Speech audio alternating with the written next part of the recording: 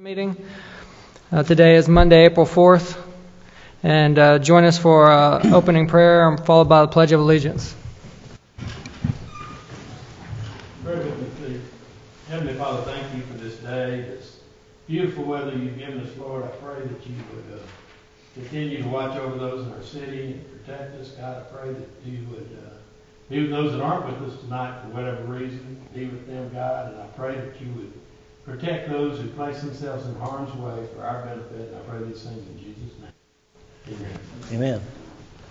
I pledge allegiance to the flag of the United States of America and to the republic for which it stands, one nation, under God, indivisible, with liberty and justice for all.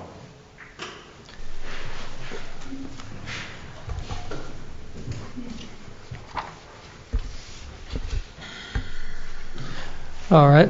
The first order of business is approval of the previous meeting minutes. All right. Do you have a second? Second. All right. Thank you. Casper Briggs, Yes. Jay Kaufman, Yes. John Conroy, Yes. Paul Kaiser, Yes. Jim Lamb, Yes. Curtis Sigler, Yes. David Hunt, Yes. Jack Young. Yes. All right. Thank you, Melissa. All right. We'll move on to new business. So we'll begin with the P.H. Mobley subdivision, re-subdivision of consolidated parts of lots 9 and 10. Would someone from staff like to introduce that? Good evening.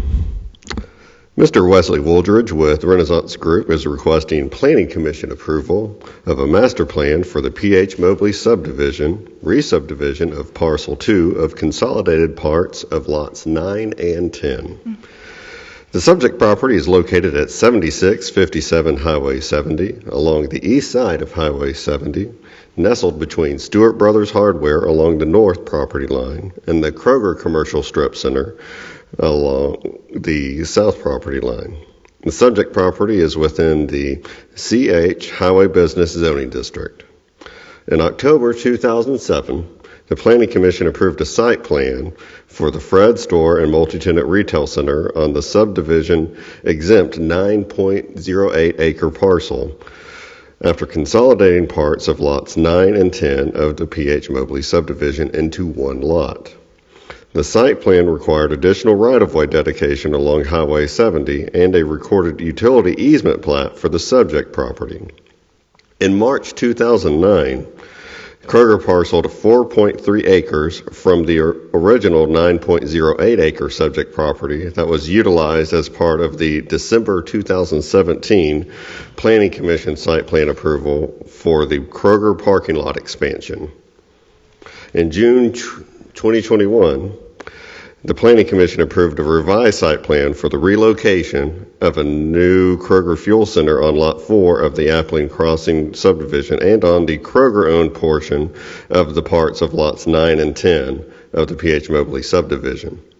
In February 2022, the Planning Commission approved the revised final plan for the addition of Lot 4 of the Appling Crossing subdivision to be consolidated with the 4.3 acre Kroger-owned parcel of the parts of lots 9 and 10 of the P.H. Mobley subdivision utility easement plat. The Kroger-owned parcel, which is parcel 1, was approved to be 5.29 acres after the consolidation. The existing multi-tenant retail building parcel that was formerly utilized as Fred's, parcel 2, was approved to remain as 4.28 acres. The specific request tonight is for a master plan to subdivide the 4.28 acres of land into a 2-lot commercial subdivision. Lot 1 will be 2.96 acres, and it will consist of the existing multi-tenant retail building that was formerly utilized as Fred's. Lot 2 will be 1.32 acres, and it will be developed as an out parcel for an unknown user. Access to the subdivision will be from an existing curb cut and ingress-egress easement off Highway 70, since TDOT will not allow for an additional curb cut at this location. Additionally, the proposed development will utilize the existing stormwater detention basin on Lot 1. Improvements along the Highway 70 frontage will be required as this is a subdivision application. The applicant is proposing a combined 35% green open space for the entire subdivision rather than both lots 1 and 2 meeting the required 35% green open space separately. With that, staff is recommending approval with conditions. Thank you. Is there a representative from the owner here that would like to speak?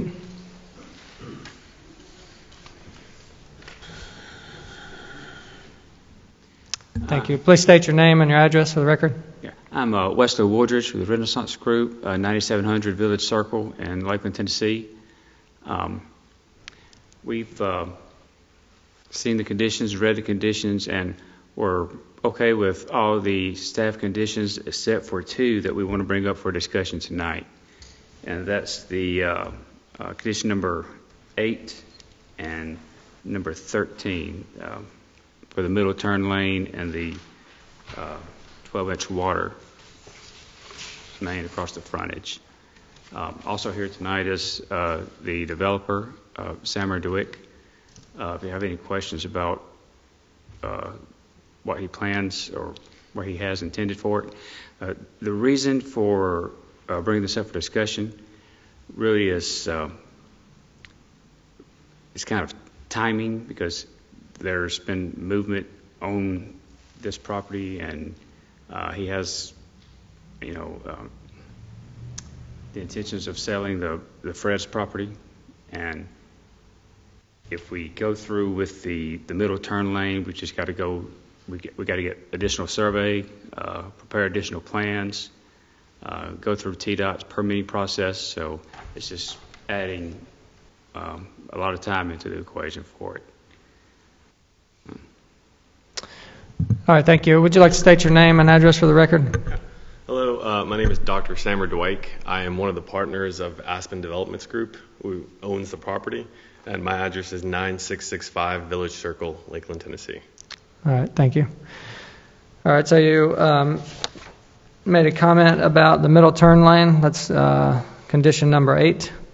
And so I'd like to open the floor here just for discussion on that item. Yeah, we'd like to ask that it be conditioned that it comes in with the site plan for the outlot number 2.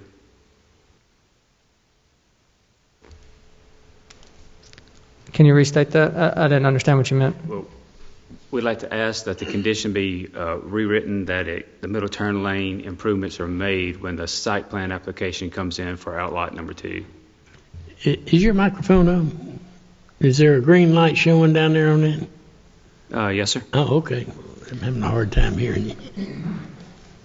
So let me just ask a question now. In front of that, or in that roadway is 5 lanes now. There is a turning lane there. Am I incorrect about that? It's. No. Am I? Okay, it doesn't extend that far down. Okay. Mr. Chairman, can I address that? Yeah, go ahead. If I could refer this to engineering, John, or traffic engineering, whichever. It sounds to me like the applicant is trying to avoid the 5th lane, rather just postpone it to the time of the development of the site plan. Mm-hmm. Is there a reason that the timing-wise here is requiring it now as opposed to at the time of the site plan? Yes. Typically what we have consistently required on Highway 70, well, not just on Highway 70, but anytime there is a subdivision that we ask for those improvements consistent with the subdivision process. And so what we've done along Highway 70 is to require an additional lane to be on the development side. That's also what TDOT has required us to ask for. And so that's consistent whenever we've had a commercial or a residential subdivision, we've required that work to be done. We don't ask for curb and gutter or sidewalk because TDOT has not asked for that. And so we don't require that, but we have asked for that in the subdivision process. The reason why it wasn't done before now is because it was in the site plan process, and that's typically the time that we require the dedication, which we did get previously. And so by the time you do that additional lane, there's enough room in the road to stripe a middle turn lane there, which we need because you're in the curve right there. I'm not saying visibility is horrible, but it's not great. And so we're convinced we need a middle turn lane there, just like we have along Kroger. So what we're doing here is very consistent with what we've required for Dollar General, which is a little bit north and east of there. We required an additional lane there to be able to accommodate a small middle turning lane to be able to capture that traffic for traffic heading to the southwest. So, and I'm not objecting with the reasoning behind it. I agree with that completely. I guess my question is, and perhaps it's a misunderstanding on my part, is when is the time of the construction of that additional lane required? Is it at the time of construction of the development of the property, or is the city going to require that as a part of the subdivision to be constructed prior to any site plans coming through? We've done that as a part of the subdivision process, along with any required water or sewer utility taps. Those go in during the subdivision process before the site plan. Which is also consistent with the extension of the 12-inch water main. We've asked for that for multiple developers along Highway 70, whether they're commercial or whether they're residential. That's been done along the Kroger site years ago, in front of Taco Bell, and other locations as well, dating back as far as the Burlow subdivision as you get near Highway 70 and Broadway. If I had a water map, you'd see a lot of 12-inch water line going down Highway 70, and any time that there's been a subdivision, not necessarily a site plan, but the subdivision, we've required that as a part of the subdivision process, along with the road construction. If and when this does get constructed, the road widening for the fifth lane and the water line, is this a continuation of what's already existing there, or is there going to be gaps of water line? There are gaps of water right now. And so that's one of the things that we've needed to do is that we've required is those 12-inch line extensions during the subdivision process. So this won't be the final gap. There are other gaps that are there.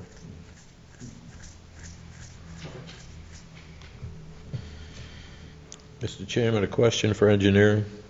Given that TDOT is in the mix, do you have could we delay the middle turning lane if we wanted to? Or is TDOT going to wave an iron fist here? I shouldn't answer that question. I don't know that they would allow us to delay it. Now, I can say this. I know that what they have typically really every time required is that additional lane. And so as that additional lane is built along the development side, when that is built, accommodating the middle turning lane is just a matter of restriping. It's really just restriping Highway 70 to accommodate that lane. All right, question for the applicant, if I may. Now, are you objecting or requesting a delay of that extra lane being built, or just the striping of the middle lane? No, we're requesting to delay the lane being constructed. Okay. We've got to add at least 12 feet in there for that middle turn lane for the road to have the width for it. Right. And it's just the time for construction, for road construction, it runs out there. You know how road construction is. It can take a while. So the final site or the final plat can't be recorded until it's done. So that's why we're asking to delay it, because the construction would take so long. It's going to push the timing for the sale of the property out so far. All right. Is the water line issue the same thing? A timing issue? Well, in my opinion, the water line and the lane are to come in at the same time. We believe they should be a part of the subdivision process. That's typically what we have required as a part of the subdivision process. Mm-hmm. Let me ask a question. When does TDOT get to review the plans, and at that point, at what point of this process do they look at the plans? This is the time typically that we would get them involved, unless the design engineer has initiated that first, to get TDOT involved to see if there's any conditions that are exceeding our conditions. Mm-hmm. So I guess what I'm hearing is if we were to submit these plans to TDOT, they'd get rejected even if we asked or suggested to go ahead and pass it without allowing it, then they'd possibly get rejected by TDOT, and that's what you're saying. It's very possible, yes. Would that be the place to go to first versus coming here? If you're asking for the exception through because it's a TDOT question?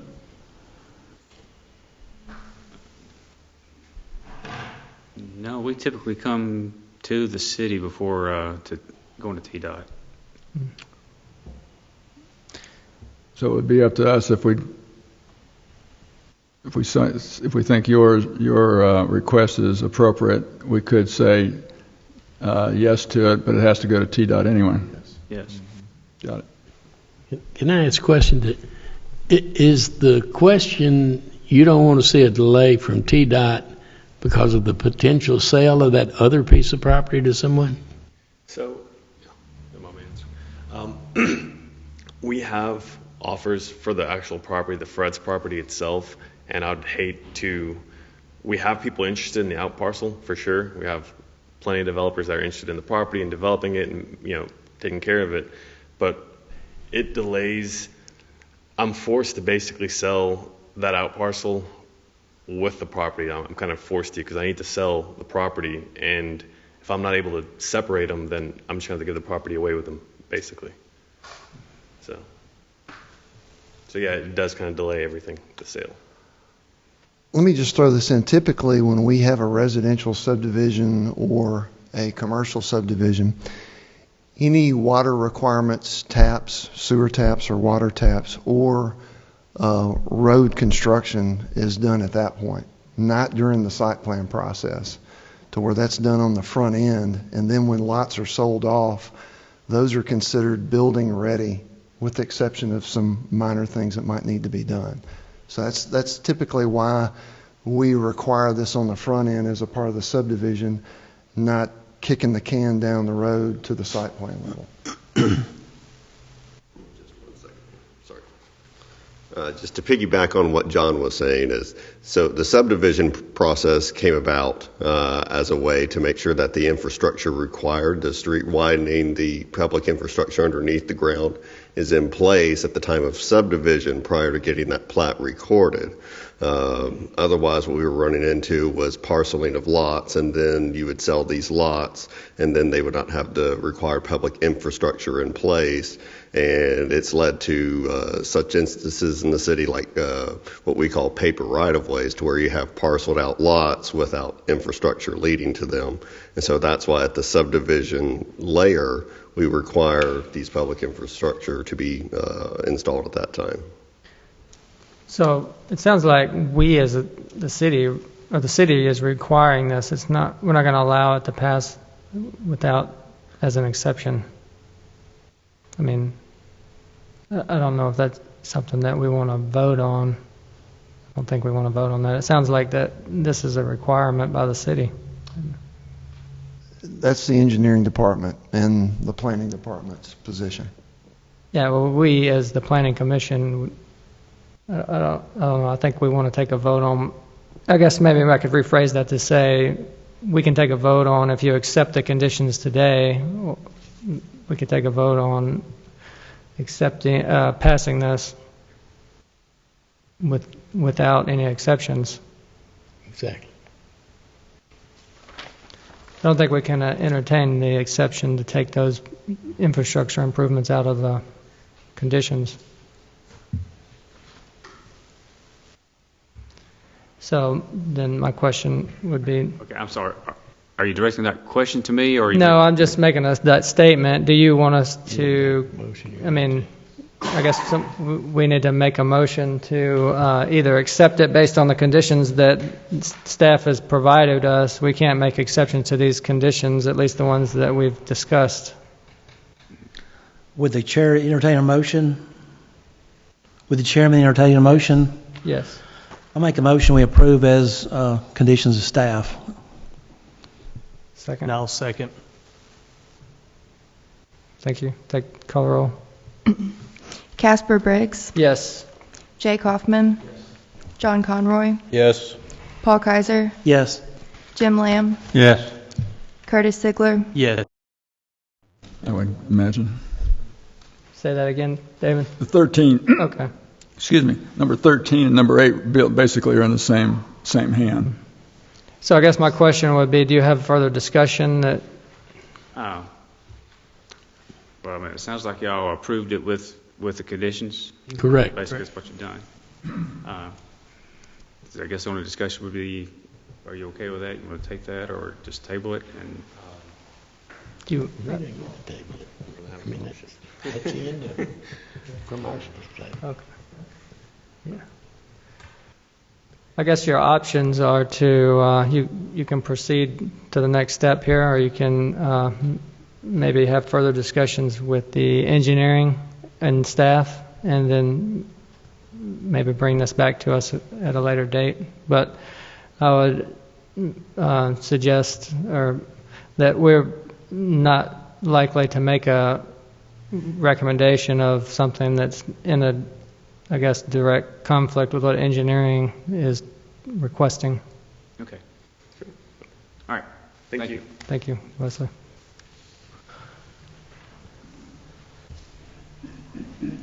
All right, so next item of business is final plan for Weekly Woods subdivision. Staff, would you introduce that for us, please? Absolutely. Mr. David Bray with the Bray Firm is requesting Planning Commission approval of a final plan for the Weekly Woods subdivision. The subject property is located at 8658 Memphis-Arlington Road along the north side of Memphis-Arlington. The subject property is zoned RE Residential Estate Zoning District. This subject property was annexed into the city in 2012. The subject property is not a legal lot of record and is less than 4 acres. So it is not exempt from the subdivision regulations. In order to make the lot eligible for a building permit, it must be within a Planning Commission approved and legally recorded subdivision. The specific request by the applicant is for the approval of a final plan to subdivide the 2.96 acres parcel into a 2-lot residential subdivision. Lot 1 will be 1.734 acres, and Lot 2 will be 1.235 acres. Lot 1 has an existing residence that does not meet the current front yard setback requirements for the RE zoning district. If the building is destroyed, it will have to be rebuilt to meet the current zoning setbacks. Also, should the owners decide to build an addition to the existing residence or add a guest unit, a variance is required from the Board of Zoning Appeals from the minimum front yard setback for the RE zoning district. If the 2 lots are approved, the owners will have the option of building a house on Lot 2 or rejoining the 2 lots and recording the plat as a legally recorded subdivision. Access to the lots will be from Memphis-Arlington Road. And from speaking with the applicant, the intent here is to record the subdivision as 2 lots and join them together. With that, staff is recommending approval with conditions. Thank you. Thank you. Is there someone from the owner or the owner's representative available? David Bray with the Bray Firm, 2950 Stage Plaza North, and we've read the conditions. We're in agreement with them, and Sam has it right with it. The intent is to record this and then immediately re-record it back as 1 lot. All right, thank you, David. Any discussion? Yes. One of the conditions is if you want to do anything on Lot 2, I guess it is, pretty much you're going to have to get Board of Zoning Appeal approvals.